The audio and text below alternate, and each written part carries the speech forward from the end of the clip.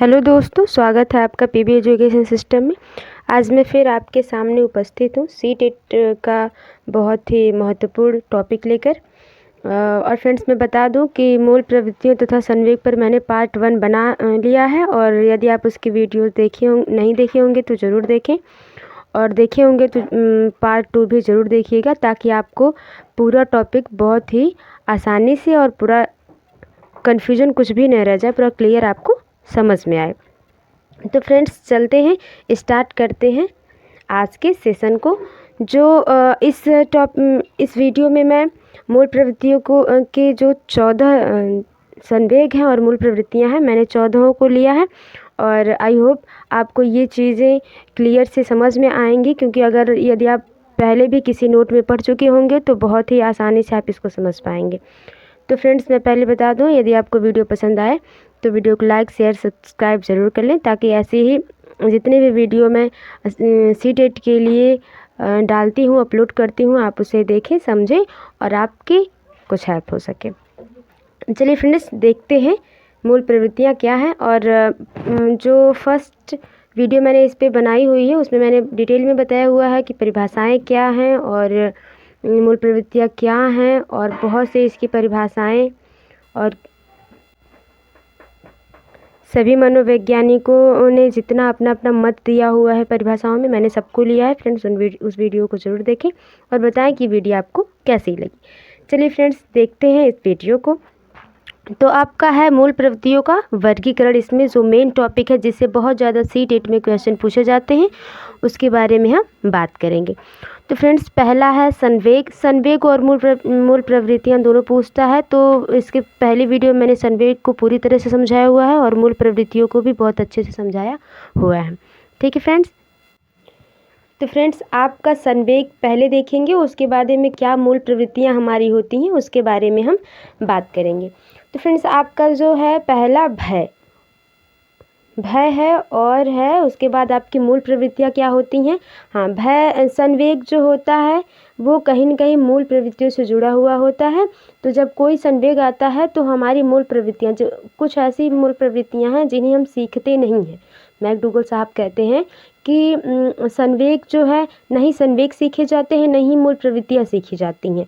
लेकिन हाँ, संवेग जो ऐसे होते हैं जो हमारे अंदर निहित होते हैं, जो है बचपन से ही हमारे अंदर ये होता है संवेग, और हम इसके लिए कहीं कोचिंग नहीं करते। और इस संवेग के रिलेटेड बारे में वो ये कहते हैं संवेग के बारे में कि जैसे पक्षियों को घोंसला बनाना सीखना नहीं पड़ता है, और पशुओं को तैरना कोई नहीं सिखाता है कि नहीं, बच्चे को रोना कोई नहीं सिखाता। तो ये ऐसे संवेग हैं जिन्हों कोई सिखाता नहीं है, ये हम जन्मजात ही हमारे अंदर होते हैं। ठीक है, सभी प्राणियों के अंदर संवेग कहीं न कहीं होता है। ठीक है, ये आपके मैकडूगल साहब कहते हैं। तो देखते हैं फिलहाल भय। जब आपके मन में भय होगा, जैसे मैंने एग्जाम्पल दिया है पहली वीडियो में, अगर आप देखे होंगे कि भय कब होगा आपको, जब कोई अचानक चीज़ आप देखेंगे, जैसे सांप देख लेते हैं सामने, तो आपको भय होगा। तो उसके बाद आप करेंगे क्या, पलायन करेंगे, भागेंगे ना। आपको फियर होगा तो आप स्कैप करेंगे, वहाँ से भागेंगे आप, है कि नहीं।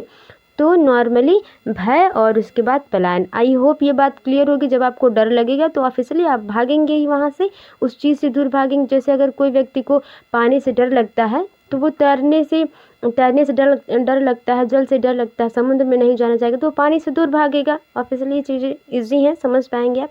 हाँ, अब देखिए एंगर। दूसरा है आपका क्रोध जब आपका होता है, तो यदि फ्रेंड्स आपको युत्सा नहीं समझ में आता है, पिछले साल के जो आप 2021-22 में जो आपका यूपी टेट हुआ था, यही फ्रेंड्स मैं बता रही थी आपको। पहली वीडियो में मैंने बताया था कि यूपी टेट में सबसे पहला क्वेश्चन, यदि आपको याद होगा तो ये पूछा गया है।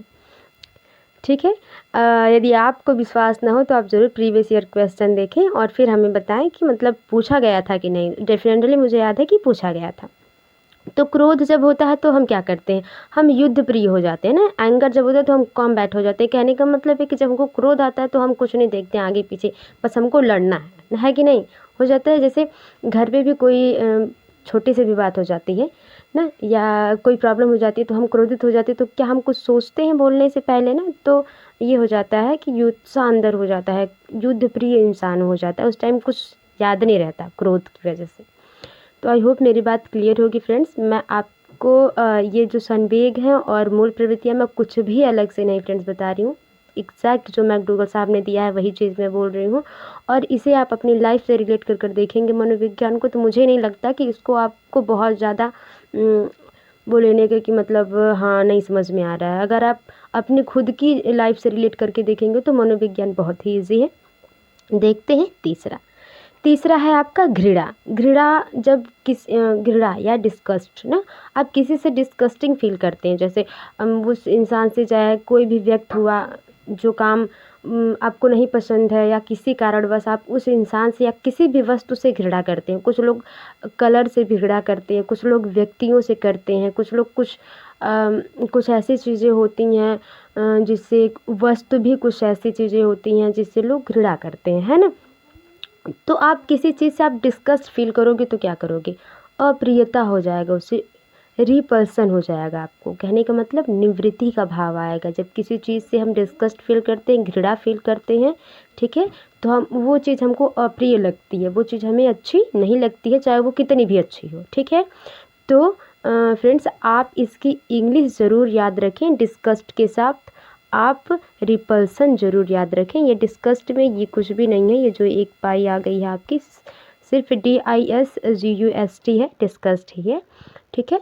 तो इसका मूल प्रवृत्ति हमारे अंदर क्या हो जाती है कि जो चीज़ से हम घृणा करते हैं वो चीज़ हमें अप्रिय लगती है, निवृत्ति लगती है। आई होप मेरी बात क्लियर होगी फ्रेंड्स। चलते हैं अगले संवेग पे।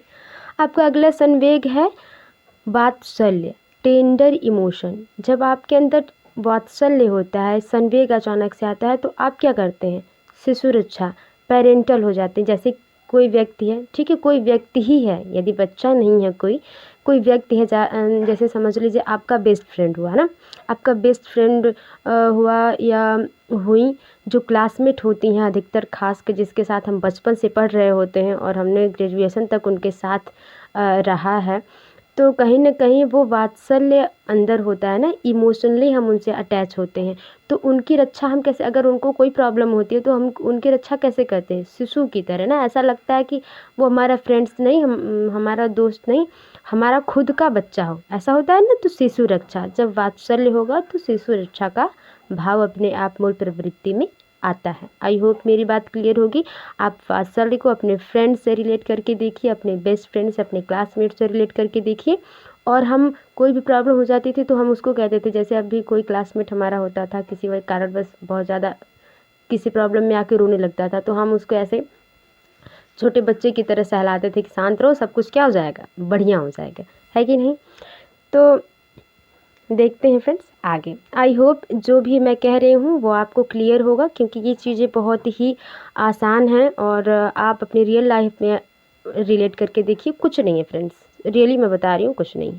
देखिए अगला है आपका कष्ट, डिस्ट्रेस। आपको डिस्ट्रेस कब होता है, दुख कब होता है, कष्ट जब होता है, आपका संवेग होता है जब आप बहुत दुखी हो, गॉड मैं बहुत कष्ट में हूँ। या कोई जैसे मान लीजिए आप, भगवान न करे ऐसा किसी के साथ हो, लेकिन अगर किसी की तैयारी में थोड़ी सी भी कमी रह जाती है, मान लीजिए तो सीटेट नहीं क्वालिफाई होता है, तो कहीं ना कहीं आप डिस्ट्रेस में रहते हैं।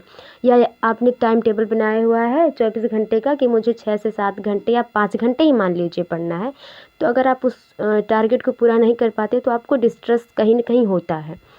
तो आप अपील करते हैं ना, शरणागति हो जाती है। जैसे यदि आप सीटेट क्वालिफाई नहीं करते तो कहीं ना कहीं आप ईश्वर से अपील करेंगे कि भगवान काश मेरा हो गया होता ना, तो वही चीज़ शरणागति, ठीक है। आप इंग्लिश वर्ड ज़रूर यूज करें, उसको एकदम माइंड में बिठा के रखें, क्योंकि इंग्लिश वर्ड नहीं बदलने वाले, हिंदी वर्ड कहीं ना कहीं इधर उधर हो जाते हैं। तो कष्ट का हो जाएगा आपका शरणागति, ठीक है। अब अगला देखते हैं आपका कामुकता, लस्ट, और काम जिसका मीन्स है सेक्स ना। तो कामुकता और सेक्स पे बात करते हैं आपके जो हैं सबसे ही ज़्यादा जो है सिगमंड फ्रायड साहब इन्होंने इसके बारे में डिटेल में जो है कामुकता और काम के बारे में बताया हुआ है। इसी की वजह से जो है फ्रायड साहब को बहुत ज़्यादा कुछ ऐसे अपवाद में भी फ्रायड साहब को रखा गया है, और अविश्वसनीय भी इनको कितना कहा गया है। कुछ मनोवैज्ञानिक इनकी जो है सिद्धांतों को ठीक नहीं मानते, लेकिन कहीं न कहीं फ्रायड साहब पूरी तरह से गलत नहीं है फ्रेंड्स, यदि आप देखें तो कामुकता और काम जो है आप बेहतरीन तरीके से समझते होंगे। मुझे नहीं लगता कि इसे बहुत ज़्यादा डिटेल समझाने की ज़रूरत है। तो जब आपके अंदर लस्ट होता है तो आप चाहते क्या हैं उस टाइम, है कि नहीं? तो वो आपका काम हो जाएगा। कामुकता से आप काम क मिला लीजिएगा। कामुकता काम, तो आई होप ईज़ी है। आश्चर्य या वंडर या जिज्ञासा, क्यूरियोसिटी ना। जब आप किसी चीज़ को, जैसे छोटा बच्चा है और उसने कभी बड़ा वाला मेले में जाते समय बड़ा वाला झूला नहीं देखा, तो बच्चा बड़ा आश्चर्य से देखेगा ना, बहुत ऐसे। तो उसको क्यूरियोसिटी होगी, जिज्ञासा होगी कि पापा या मम्मी वहाँ पे बैठेंगे तो नीचे कैसे दिखाई देगा, वो इतना बड़ा झूला कैसे बना होगा, वो सारे बच्चे इतने छोटे छोटे झूल रहे हैं, रो क्यों नहीं रहे हैं, या कुछ बच्चे रो रहे होंगे तो पापा वो लोग झूल रहे हैं तो रो क्यों रहे हैं। तो ये जब कोई चीज़ आश्चर्य में संवेग होता है तो क्यूरियोसिटी हमको होती है, जिज्ञासा में होती है कि उसके बारे में कितना जान लें, खासकर बच्चे को। और ही कुछ ज़्यादा ही बच्चे जो होते हैं, छोटे बच्चे, इसी वजह से पियाजे साहब ने उन्हें क्या कहा है, नन्हे वैज्ञानिक कहा है। आई होप फ्रेंड्स मेरी बात क्लियर होगी। देखते हैं आगे। अगला है आपका अधीनता की भावना। फ्रेंड्स बहुत ही इजी है, इसको आप फिर अपनी लाइफ से रिलेट करिए और फिर बताइए कि कहाँ नहीं समझ में आ रहा है आपको। बहुत ही इजी, आप खुद से इस चीज़ों को समझ सकते हैं। जैसे अधीनता की भावना, जब हम किसी के अधीन, जैसे आप सपोज दैट मान लीजिए अगर आप पुराने अपने हिस्ट्री को, अगर कहीं न कहीं आपने हिस्ट्री पढ़ी होगी, तो हमारा देश जो है गुलाम था अंग्रेज़ों के, तो अधीनता की भावना थी। तो कहीं न कहीं इंसान को आत्महीनता रही होगी ना, कि हम लोग इतने अच्छे हैं, या भगवान कुशल मंगल हाथ पैर दिए हुए हैं, लेकिन फिर भी हम इनकी गुलामी कर रहे हैं। आत्महीनता की वजह से ही तो चंद्रशेखर आज़ाद जैसे, भगत सिंह जैसे लोग पैदा हुए। आई होप फ्रेंड्स मेरी बात समझ में आ रही होगी आपको कि अधीनता की भावना जब संवेग होगा तभी तो हमारी मूल प्रवृत्ति वहाँ पे जागृत हुई होगी। आत्महीनता जब उन्हें महसूस हुआ होगा तभी तो वो समझ में आया होगा उन्हें कि ये गुलामी अब क्या है, अच्छी नहीं है। आई होप फ्रेंड्स मेरी बात क्लियर होगी। बहुत ही ईजी है ये सारी चीज़ें। देखिए फ्रेंड्स आगे, श्रेष्ठता की भावना। जब आप अपने अंदर श्रेष्ठ होने का मतलब, वो आपके अंदर कि मैं बहुत गर्व फील करते हैं अब आप अपने आप पे ना, श्रेष्ठता की भावना में आप गर्व जो है, संवेग में गर्व कह सकते हैं एक तरफ से, क्योंकि गर्व से रिलेट करके भी क्वेश्चन को पूछा है। और कहीं फ्रेंड्स मैंने किसी बुक्स में देखा है, शायद कई बुक्स में ऐसे देखा है कि श्रेष्ठता की भावना की जगह गर्व भी है। तो आप इसको समझिएगा, ठीक है, इसके अर्थ को समझिएगा, इसके मतलब को समझिएगा।